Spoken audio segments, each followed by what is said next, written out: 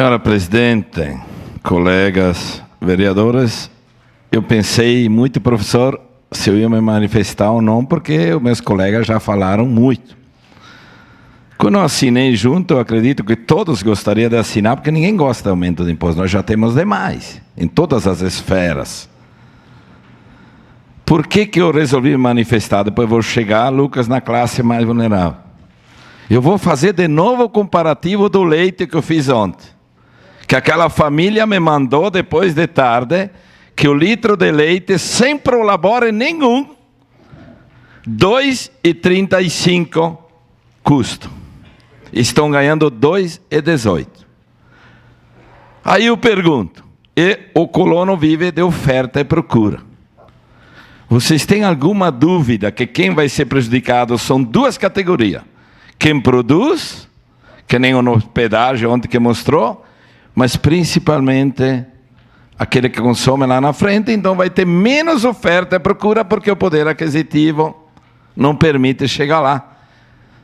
No meu entendimento, essa causa é indefensável, colegas.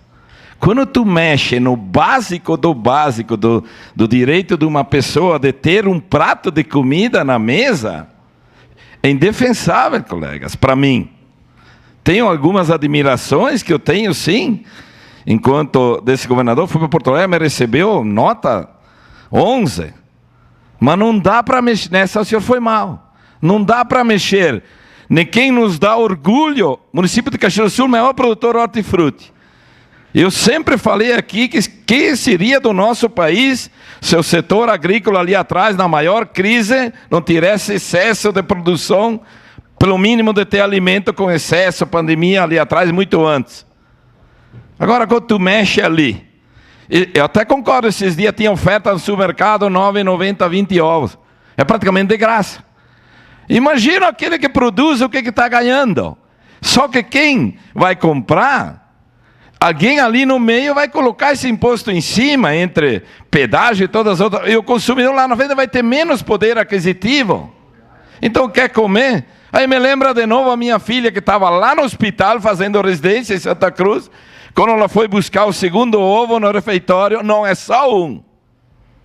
E agora, graças a Deus, ela está aqui comigo, ela pode comer ovo à vontade, porque eu tenho das minhas galinhas. Então imagina aquela classe mais pobre, quando aumenta lá, na ponta, e não poder nem adquirir. E o agricultor ali atrás é de oferta. É por isso que eu quis manifestar. O produtor vai cansar ali atrás, não aguenta mais, e ali na frente o poder aquisitivo não tem. Então nessa, o governador foi muito mal. Mexer no básico do dia a dia. Eu sei que tem que arrumar dinheiro, de que forma?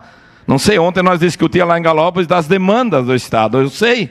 Mas talvez o Fantinelli, então coloca, não mexe no básico, arroz, feijão, verdura, frutas. O mínimo uma pessoa tem no prato. É indefensável, por isso que eu resolvi me manifestar. Eu não sou muito não é um bater, é uma crítica construtiva. Governador, reveja isso. Eu sei que o senhor tem potencial para ir mais longe no seu futuro. Não conheço ninguém inteligente assim, que nem esse governador. Não conheço ninguém mais inteligente que ele. Mas nessa o senhor foi mal. Eu tenho que confessar isso. Mexeu na classe produtiva que vive de oferta e procura massacrada. Meus vizinhos lá na colônia não conseguem nem trocar uma carroceria de um caminhão porque empata. É que nem aquela ali do leite. Sabe o que a minha vizinha me disse? Nós estamos sobrevivendo porque o pai nos ajuda. Porque pro Labore, faz 2 anos que estamos tocando as vacas de leite e não sobra. Estamos entregando o leite a 2,18, custa 2,35. Então, fazendo um exemplo de vários segmentos,